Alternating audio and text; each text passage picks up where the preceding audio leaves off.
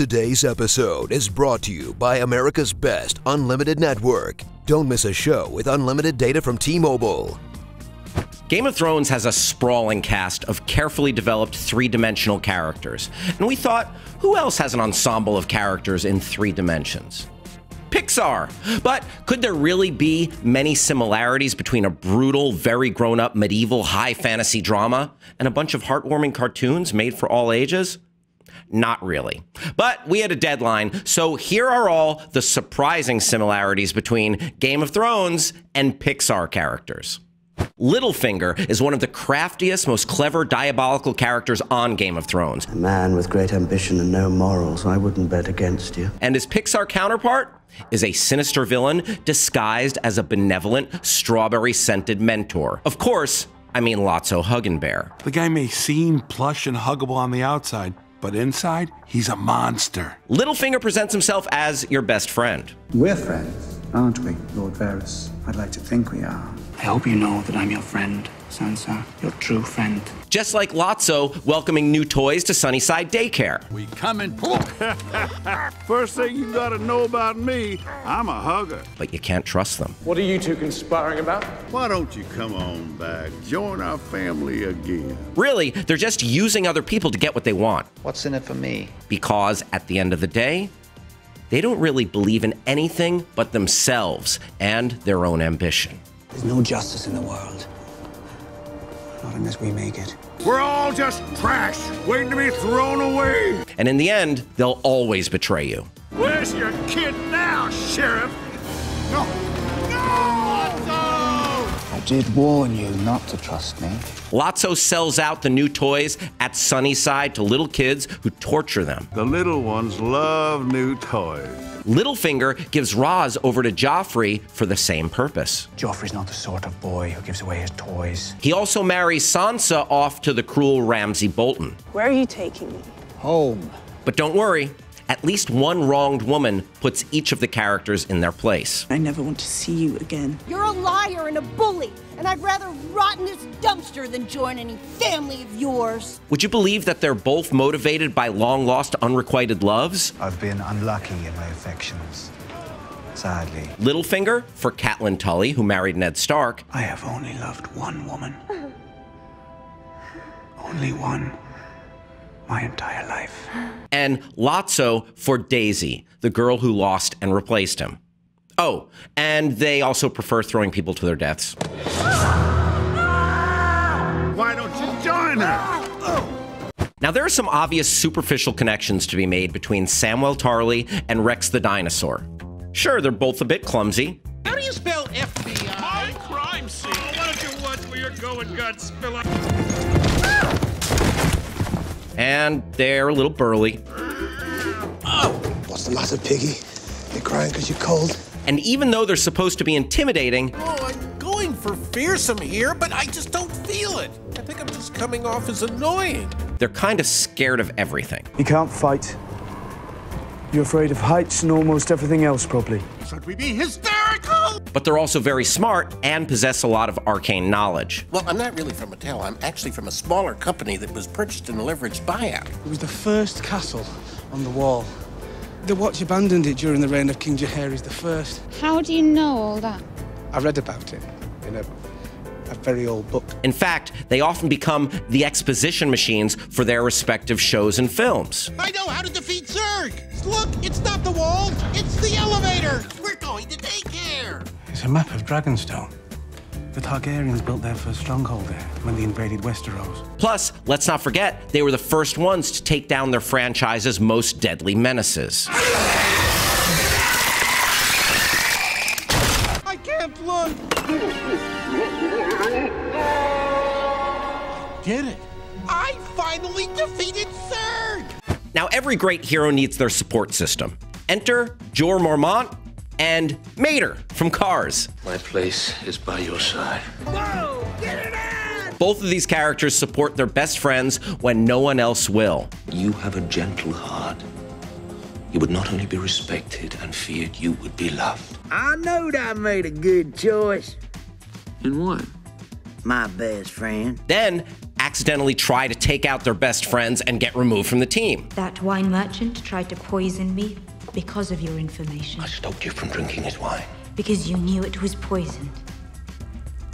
I suspected. You betrayed me. I didn't screw you up, did I? I lost the race because of you. And if that weren't enough, they've got some serious skin issues. Don't tell nobody, but I think my rust is starting to show through. Ew, that's gross. You couldn't ask for two better friends in the world than Hodor and his Pixar counterpart, Bing Bong from Inside Out. Bing Bong! Riley's imaginary friend! Both were large, loyal companions to their young friends. Watching you play tag was such a treat. Two-time world champ. Oh, and remember your rockets. Of course, it runs on song power. We've been walking since before sunrise. Even Hodor will tire. Hodor. Even you, sweet giant. Hodor. And, ultimately, they both made the ultimate sacrifice to save the young child that named them. Take her to the moon for me. Okay? Hold the door! These two will always hold the door to our hearts. Jaqen H'ghar is a master of disguise, just like Randall from Monsters, Inc. While both are chameleons that can disappear at will, their undoing is messing with the wrong little girl. And there she is.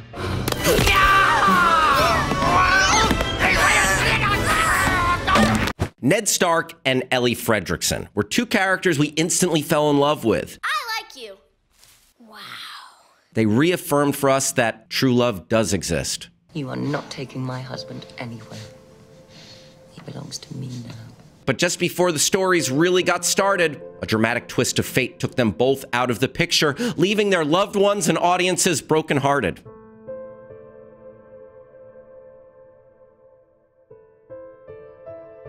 I'm not crying.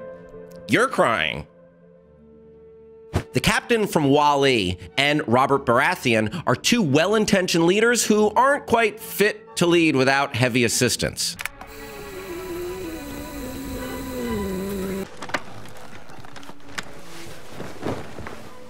It's made too small, Your Grace. It won't go. But unlike poor King Robert, Wall-E's captain lives to lead his people to greatness. You kids are gonna grow all kinds of plants. Vegetable plants, pizza plants. Sort of. Okay, let's talk Sheriff Woody from the Toy Story series, and also the King in the North, Jon Snow. They're expert military leaders. Sergeant, establish a recon post downstairs. Code red. Archers! Knock your arrows! We got one shot at this. Everyone ready? Take 5 men. Hold the inner gate. Who'd do anything for the toys or men under their command, who've all come to rely on them. Winter is here, Your Grace. We need the King in the North in the North. I can't abandon these guys. They need me. Ultimately, both Jon and Woody disappoint their followers and suffer a mutiny. You are an absolute disgrace! Let's string him up by his pull string! For the watch. For the watch. For the watch. But after Woody and Jon are grievously injured, a mysterious stranger brings them back. That's because, though neither Jon nor Woody is aware of it, the circumstances of their births were very significant. Why, you don't know who you are, do you? There's a lot of importance attached to their name and identity. Oh, and let's not forget, they both had great love affairs that ended tragically. We've lost friends along the way, even Bo. And their best friends are dogs. I missed you, boy. I'm ready this time. That brings us to wildling Tormund Giantsbane and Space Ranger Buzz Lightyear. Okay, these guys might not have that much in common, but they're both tough guys who like to talk about the glory of past battles. Plenty of little men tried to put their swords through my heart, and there's plenty of little skeletons buried in the woods. As a member of the elite Universe Protection Unit of the Space Ranger Corps, I protect the galaxy from the threat of invasion from the evil Emperor Zurg, sworn enemy of the Galactic Alliance. They're super confident. I'm Buzz Lightyear. I'm always sure. Did you hear that? From now on, you'd better kneel every time I fart. They're excellent climbers. And most significantly, they develop a mad crush on the badass tomboy they meet late in the story. Ma'am, well, I just want to say you're a bright young woman with a beautiful yarn full of hair. A hair full of yarn. Yellow hair, blue eyes, tallest woman you've ever seen. Too bad she's still hung up on an old, unrequited love. You never forget kids like Emily, but they forget you. He didn't love me, he didn't want me, he danced with me because he was kind and didn't want to see me hurt. If you're a super powerful family, it's always good to have some backup. Just like the Lannisters have the Mountain, and the Incredibles have Frozone. And of course, you always make friends with the guy who has the best super suit. Where is my super suit? Searcy is one of the most ruthless, conniving, and power-hungry characters in Game of Thrones, and all those same words can be used to describe Hopper, the evil grasshopper in A Bug's Life. Do I look stupid to you? Both wield power over groups of people who hate them, and they use that power to make those groups get them supplies by instilling them with fear. You are mindless, soil-shoving losers, put on this earth to serve us. The only way to keep the small folk loyal is to make certain they fear you more than they do the enemy. Because they know that the groups they rule over have superior numbers. She has the numbers. If we want to beat her, we have to be clever. Those puny little ants outnumber us 100 to 1. You know, Hopper was voiced by Kevin Spacey. That makes me wonder, who's more conniving? Frank Underwood or Cersei Lannister? Comment below. As young girls, both Dory the Blue Tang and Arya Stark find themselves all alone, far from home. But not before they're given some sage advice about never accepting defeat that will stick with them throughout their lives. There's always another way. There is only one thing we say to death. Not today. And after some violent, troubling escapades... Hey, guys, I'm looking for my family. They make a large, perennially upbeat friend. Dory! Yes. It's me, Destiny. I'm good at killing fat boys. I like killing fat boys. And wind up going on globe-trotting adventures. Sydney! Sydney! Sydney again! California's all the way across the ocean. Then we better get going. Eventually, both Arya and Dory befriend gruff, troubled outsiders. Hi, I'm Dory. Name's Hank. Kick all you like, Wolfgar. Won't do you no good. Who are using them for personal gain. I took you to the map. Now give me that tag. Wait. Your mother and brother will be there, and they'll pay me for you. And who seem tough, but harbor dark phobias from past trauma. I hear good things about Cleveland. Why do you want to go? Because if I stay here, I'm going to get released back to the ocean. And I have extremely unpleasant memories of that place. You're afraid of fire. I heard what your brother did to you. Press your face to the fire like you're a nice, juicy mutton chop. They don't necessarily trust their new companions or enjoy their company. You take me to find them. Why didn't I think of that? Come on. No. You don't want to be alone out here, girl. Someone worse than me would find you. There's no one worse than you. You almost done. You're still here. But come to rely on them as they survive some close calls. Headed right for Poker's Cove. Who would pass the bloody gate? In the end, it's a relationship they'll always remember. I think I'm going to remember you. Kill me! I feel like there was one more connection that I'm blanking on. Something about a clam or no an oyster? No. Mollusk? No. Something? No. I don't know. No. Oysters, clams, and cockles! Never mind. And there you have it. Who knew Westeros and the Pixar universe were so damn similar? The answer? No one. That's why this was so hard to research. Do you agree with our picks? Do you have your own theories? Tell us what you think in the comments below. And who knows, with the wide cast of characters in both universes, we may just have to do a volume 2. Hint, Joffrey is totally Sid from Toy Story. Bye-bye.